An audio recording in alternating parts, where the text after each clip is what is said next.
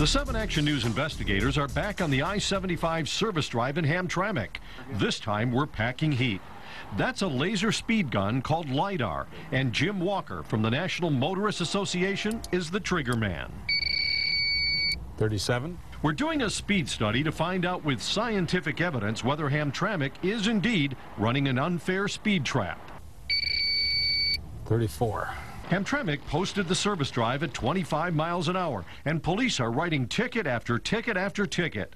By state law, Hamtramck and other cities are supposed to justify their speed limits, either with a speed study or counting access points along the road. Hamtramck has done neither.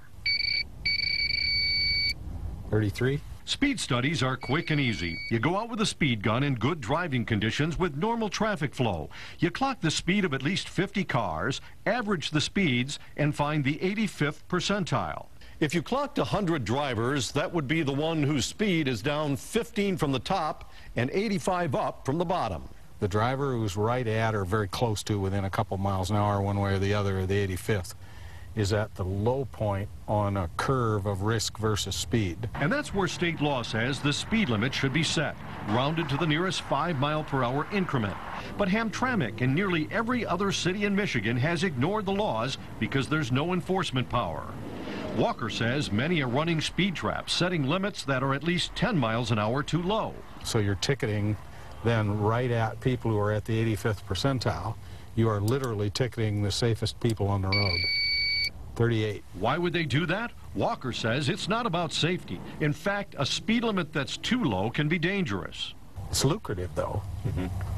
Make a lot of money doing it. People who have been caught in Hamtramck speed traps are furious. I think they're doing it just for the money. Just for the money. So what should be the speed limit on Hamtramck service drive based on our traffic study? Clocking 51 cars, the 85th percentile came out to be 38 miles per hour, which would put the speed limit at 40. This is a revenue posting, not a safety posting. Out of 51 drivers, only 3 were at or below the posted 25. That means 94% were driving over the limit. That's nonsense. We do not have 94% of our drivers anywhere in this state that should be considered violators in any particular spot. Our investigation uncovered something else about Hamtramck's traffic enforcement.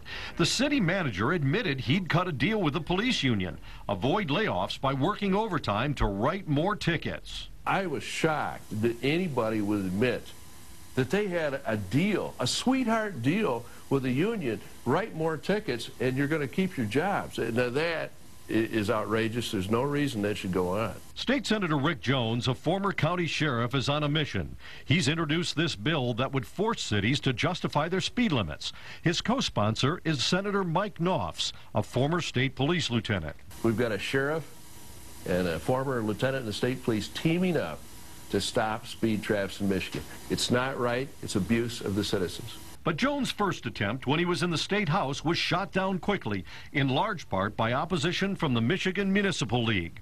They're also planning to fight this new bill. What you have right now is really just taking away local control and unfunded mandates. It takes time and money to do these. You know, a lot of our communities just don't feel that one-size-fits-all, works in this type of situation. They say, give us total local control. We should be able to set speed limits at 25 on every street if we want to.